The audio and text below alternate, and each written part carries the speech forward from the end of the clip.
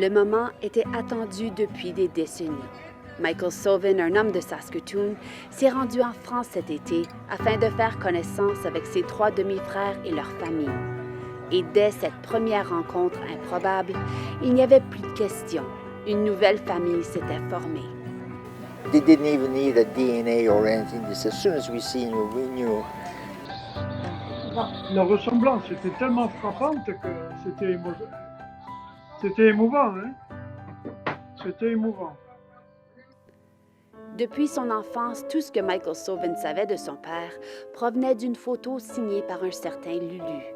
Et les quelques informations que sa mère Maria lui avait racontées sur la relation qu'elle avait entretenue avec un beau soldat français.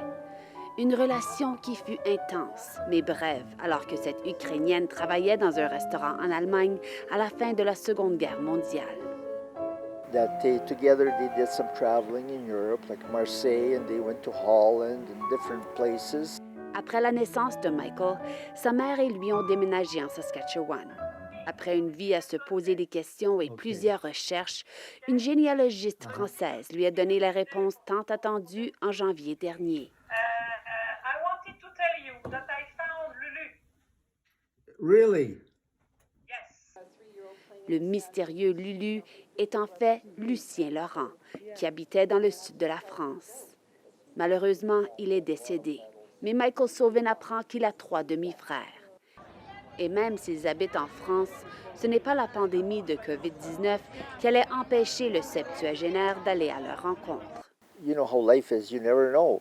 I'm 74 years old, so this is the time to do it.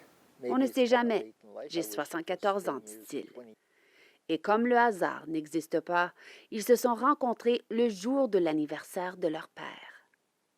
Oui, je leur ai dit, mais vous savez que vous arrivez le jour de l'anniversaire de Lulu, c'est quand même incroyable. Même ce jour-là, il est au milieu de l'histoire. Et puis, c'était un hasard parce que plusieurs fois, les billets ont été changés. Et puis, par hasard, ils arrivaient le 15 juillet. Donc, c'est quand même assez étonnant. La fille de Michael dit que c'est une coïncidence après l'autre. Like it's just like it's one thing after another. It's so fitting. It's almost like a movie. Lors de sa visite, Michael Sovin a aussi eu l'occasion de se recueillir sur la tombe de son père. Et j'étais très ému de voir mon frère à genoux en touchant la... Il était debout, moi, il me semble. Non, la pierre tombale. Et je me suis mis à pleurer. Et depuis cette rencontre, les liens qui unissent les membres de la famille continuent de se resserrer. Les fatalités, c'est ça, moi, que je retiens de cette expérience, c'est qu'au final, Michael nous a beaucoup rassemblés ici aussi. On a tous des vies chargées, on peut avoir des gens qui sont allés vivre dans d'autres parties de la France, mais grâce à Michael, on a vraiment été tous réunis, et je peux vous dire que ça fait plus de 15 ans que ce n'était pas arrivé.